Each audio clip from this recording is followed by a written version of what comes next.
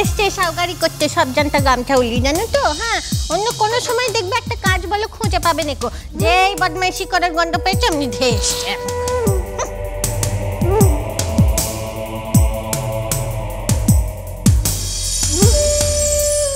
উনি এবারের মেয়ে অপরাজিতা, আশির কাছে হয়তো শুনে থাকবেন, আমাদের রাঙা পিসি। নতুন বিয়ে হয়েছে সবে, অষ্টমঙ্গলায় এসছেন আমাদের বাড়িতে। আর ইনি অমর্ত্য আঙ্কেল, ওনার হাজব্যান্ড। নমস্কার। আর আমাদের রাঙা পিসির কথা শুনে কিন্তু কিছু মনে করবেন না প্লিজ, বুঝতেই তো পারছেন কথা শুনে যে একটু। নতুন লোক ঘরে এসে অমনি তাকে মদত দিচ্ছিস? হ্যাঁ, রাঙা পিসির মাথায় কি বলে দেখাতে যাচ্ছিলি? কি বলে? আয় তোর মাথা তাকে ভেঙে দি। আয় তো একটু সামলাও না। মাঝরাত্রিরে কেউ যদি বিপদে পড়ে আমাদের বাড়িতে আসেন, কোনো যদি হেল্প চান, তার সঙ্গে একটু শান্তিতে কথা বলার উপায় নেই? আর যারা ক্রাইসিসে পড়ে এসছেন, তারাও কি একটু স্বস্তিতে কথা বলতে পারবেন না? মনে করো না শুভ, আমি একটা কথা বলতে বাধ্য হচ্ছি। এটা শিক্ষাটা তোমার বাড়ির লোকজনকে একটু একটু দাও।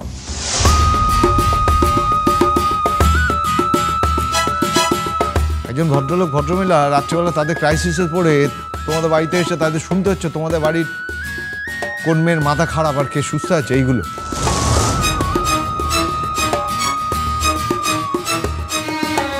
তার বৃত্তান্ত ওনাদের এসে শুনতে হবে। আমরা বুঝতে পারছি যে আমরা আপনাদের সকলকে খুব বিব্রত করছি, আর তাছাড়া সময়টা তো সঠিক নয়, এটা অসময়ই বটে।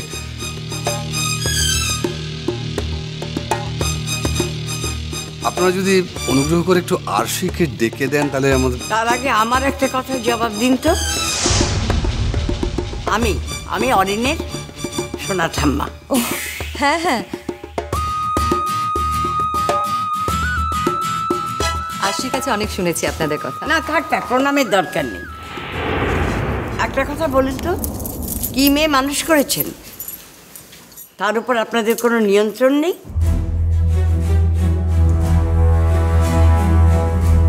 হ্যাঁ, এমনভাবে বাস্ক প্যাটারে গুছে চলে এসেছে, মনে হচ্ছে যে আমার নাতির সংসারটা ভাঙতে একেবারে উপকম হয়েছে। বাবা,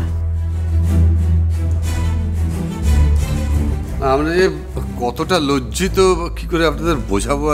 দাদা, লজ্জা পাবেন না। আমার মনে হয় মেয়েটাকে আরেকটু শাসন করুন, ও তো জানেই না কোথায় কিভাবে কথা বলতে হয়। বড় বৌদি, ওনারা তো মেয়েকে ফিরিয়ে নিয়ে যেতে এসছেন, তাহলে এখন এই কথাগুলো ওনাদের শুনে কি লাভ? কেন শোনানো হচ্ছে কথাগুলো? আসলে আমাদের তো একটা মাত্রই মেয়ে, একটু বেশি আদর দিয়েছি তাই। বলাই স্যার, এ আবার কেমন আর কথা? হ্যাঁ, একটা মাত্র মেয়ে বলে বুঝি তাকে একটু কিছু শেখানো যাবে নি কো? হ্যাঁ, একেবারে আদর দিয়ে বাঁধো করে দিতে হবে নাকি?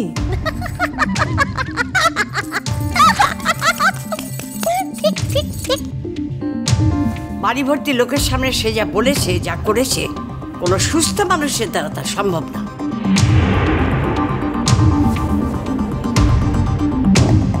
ভাগ্যিস আমি তখন উপস্থিত ছিলাম না, যদি থাকতাম তাহলে পরের মেয়ে বলে ছেড়ে দিতাম না, আমি নিশ্চয়ই ওকে শাসন করতাম।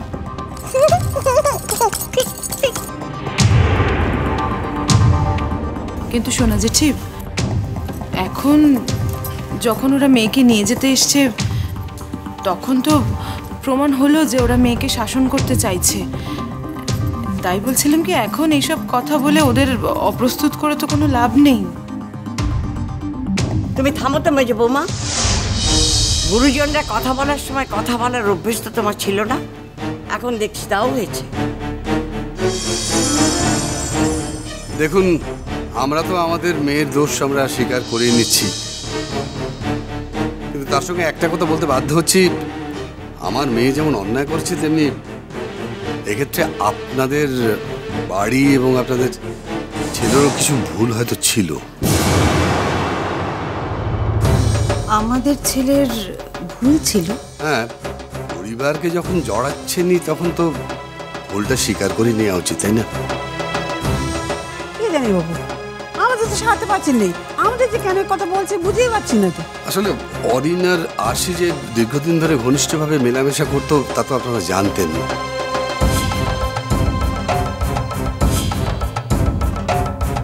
আরশি অনেকবার আপনাদের বাড়িতে এসছে, তাছাড়া অরিন তো বহুবার আমাদের বাড়িতে গেছে।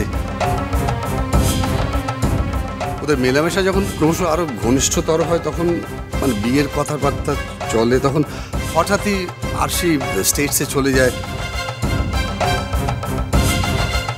আর আপনারা জানেন কিনা জানি না, আরশি কিন্তু ওখানে বেড়াতে যায়নি, রিয়েলি লেখাপড়া করতে গেছিল।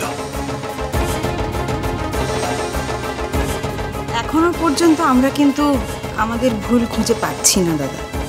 ওয়েট ওয়েট ওয়েট ওয়েট, মানে বলবার জন্যই তো আমি এসছি, বলছি। থাক না বাবা, এখন এই সমস্ত কথা বলে কোনো লাভ আছে? দেখো দীপালি, আমি বলতাম না, আমি সত্যি বলতাম না। ওরা যদি সকলে আমার মেয়ের ব্যাপারটা অন্তত একটু সহমর্মিতার সঙ্গে দেখবার চেষ্টা করতো, অন্তত ভাববার চেষ্টা করতো, আমি সত্যি কিচ্ছু বলতাম না, কিছু বলতাম। আর তাছাড়া ইনফ্যাক্ট আমি তো এসে আমার মেয়ের দোষ স্বীকার করে নিয়েছি, তারপরেও যখন এরা এত সব কথা বলছেন তো। আমরা কিন্তু এখনো অপেক্ষা করে আছি আমাদের ভুলটা শোনার জন্য। শুনুন, দেখুন, অরিন যখন বিয়েটা করে ফেললো তখন কি ওর উচিত ছিল না একবার অন্তত আমাদের ইনফর্ম করা?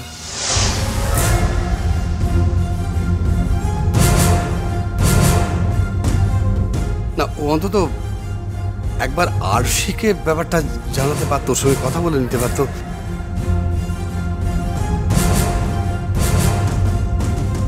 আচ্ছা, এত বছরের একটা সম্পর্কে কি কোনো দামই নেই ওর কাছে? দেখুন দাদা, এই প্রশ্নের উত্তর একমাত্র অরিনই দিতে পারবে।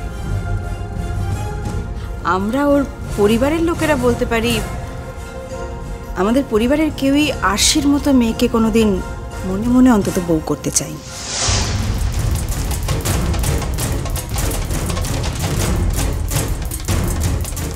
না না না, দাঁড়াও দাঁড়াও দাঁড়াও বড়, তুমি এই কথাটা কেন বললে? তুমি কথাটা মানে বুঝতে পারছেন? পরিবার মানে কি তুমি একা? জানি না, আমরা তো কখনো কোনো সময় এরকম মনে করিনি। পরিবার মানে যেমন আমি একা নয়, তেমনি পরিবার মানে তুমিও একা নও মেজো ঠাকুরপো।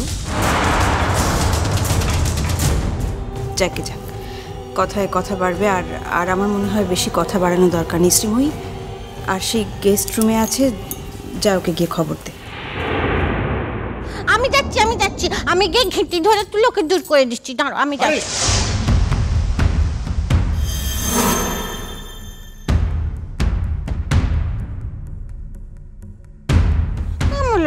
তখন থেকে পারি পারি করে হেঁটিয়ে মরে যাচ্ছে। পারি তো তোমার পাশেই দাঁড়িয়ে আছে নাকি? স্যার এরম করে বলুনি, বলো। দেখছিলে তো ওর জন্য আমাদের কাজল রানী ফরফরানির মুখটা কেমন কালো হয়েছিল। হ্যাঁ,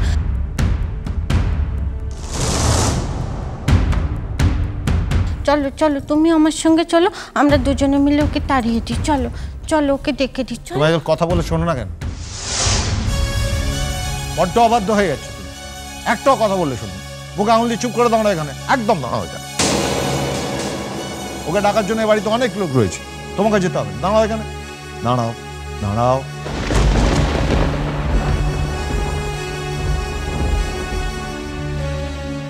ও মেজো কাকিমা, কোথায় যাচ্ছে ওদিকে? কেন? গেস্ট রুমে, যেখানে আরশি ঘুমিয়ে আছে। না না না না, ও তো শেষ পর্যন্ত ওখানে ঘুমোয়নি। তার মানে তাহলে সে কোথায় কোথায় ঘুমিয়েছে? মা, আরশি দিদি তো আমারও ছেলের ঘরে আছে।